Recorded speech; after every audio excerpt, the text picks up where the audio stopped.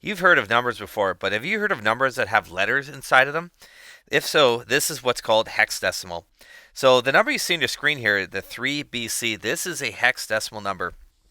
Now on the bottom, I've got down that it's got a little subscript 16. That tells me that it uses the base 16 number system. So base 16. This is hexadecimal. Okay. Now, what does it mean if I say that we have base 16? Normally when we think about all of the numbers that we know and love, all of the numbers we can think of, they always use the digits from 0 to 9. That's going to be base 10. That's our normal decimal number system. Hexadecimal is different. Hexadecimal, the characters or the digits you're allowed to use are going to be 0, 1, 2, dot, dot, dot, up to 9. But then after 9, we can include letters. So we can have A, B, C, D, E, and F. And if you count those all, if you count 0 to 9, that's 10 digits, and another 6, that gives you 16 different possible numbers and letters you can use to generate values. Now, how do we know, if we see 3BC, for example, like how do we know what that means? I can't comprehend what 3BC is in my head, but I can definitely convert it into a decimal number, and then I can understand what it means. Things like hexadecimal are commonly used in computer science. It's just a different way of representing numbers, and it sometimes is more efficient to use hexadecimal because you can take larger numbers and compress them smaller with using less characters. So let me show you what this 3BC is and how we can interpret what that means. The first thing I want you to know is that the letters in hexadecimal, they have numeric values attached to them. So for example, if you look at the sequence I have here, I have 0 to 9, then it goes A. So A is actually 10. B is 11, C is 12, D is 13, E is 14, and F is 15. So how do we actually figure out what 3BC is in terms of like a value here? So here's how you're going to do. So what I like doing is on top of each of these digits, I'm going to put a little number. And I'm going to start with the first one being 0 right here. Then I'm going to put a 1 and then a 2. And if I had more numbers, I would continue that. Now these little numbers on the top, these are going to represent exponents I'm going to use later on. You don't have to do this, but this is going to be helpful, especially if you forget what placeholder you're in, things like that. Trust me, it just makes life easier for us. So here's what you're going to do. You're going to say this is equal to, you're going to say 3 times 16 to the exponent 2. So it's the first digit, which is a 3, and it's times 16 to the exponent 2. Whatever that red digit is on top, you're going to put that as the exponent. Next one is going to be B. Now B, if we look at the chart, is equal to 11. So it's 11 times 16 to the exponent 1. And the last one will be C. And C would be 12, and it's times 16 to the exponent 0.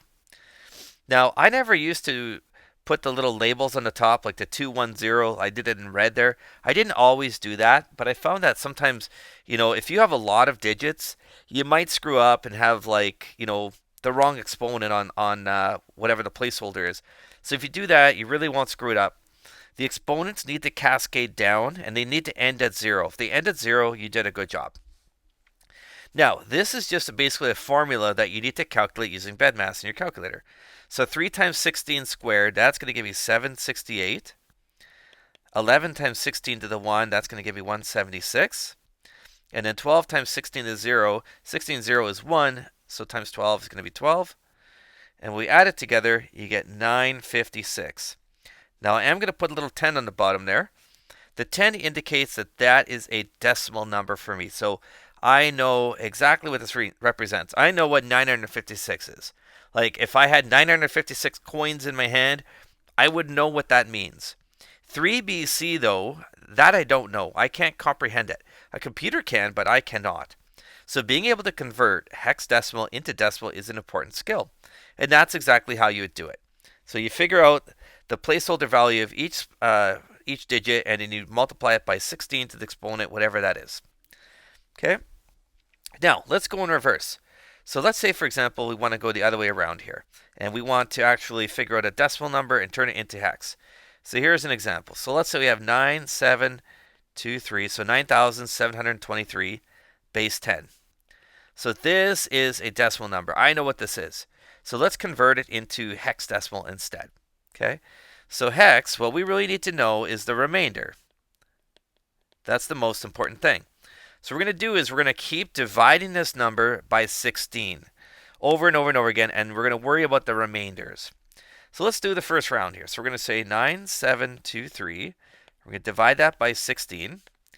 When you punch that in your calculator, you're going to get 607. Now you're going to see a bunch of decimals. That means that it did not divide evenly.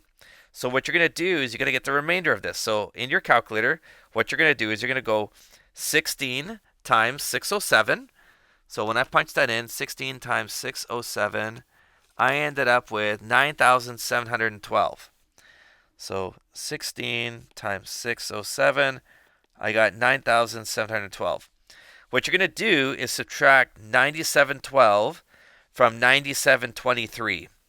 When you subtract those, that gives you the leftover. That's your remainder. So the remainder in this case is 11. Now 11 in hex, if you look up here, is B. So that's going to be B.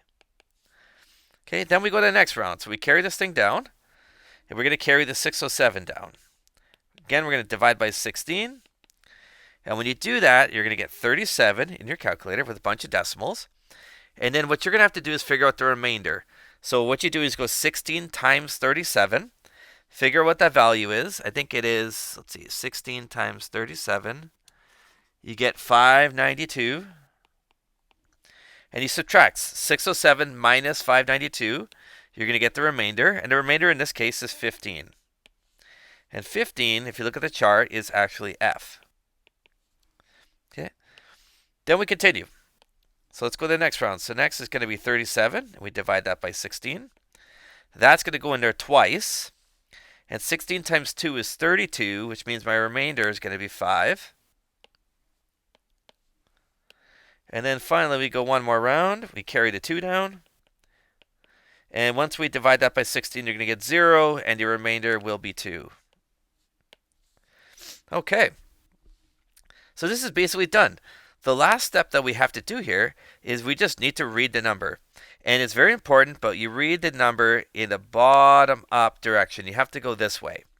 So we're going to say that 9,723 base 10 is equal to 2, 5, and instead of 15, we're going to put F. Instead of 11, we're going to put B. And that is base 16. So that's it. So there's 2 little examples showing you how to convert decimal into hexadecimal and how to turn hexadecimal into decimal. And again, hexadecimal is something that's widely used in computer science.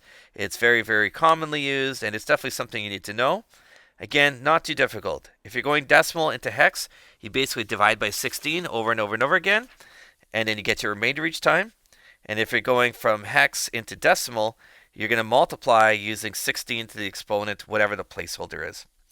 And that's it. So hexadecimal, it's not a new kind of math. It's just base 16. And, if you found this video helpful in any way, like and subscribe. I'm going to have more videos about computer science and math coming up, and I hope to see you in the next one.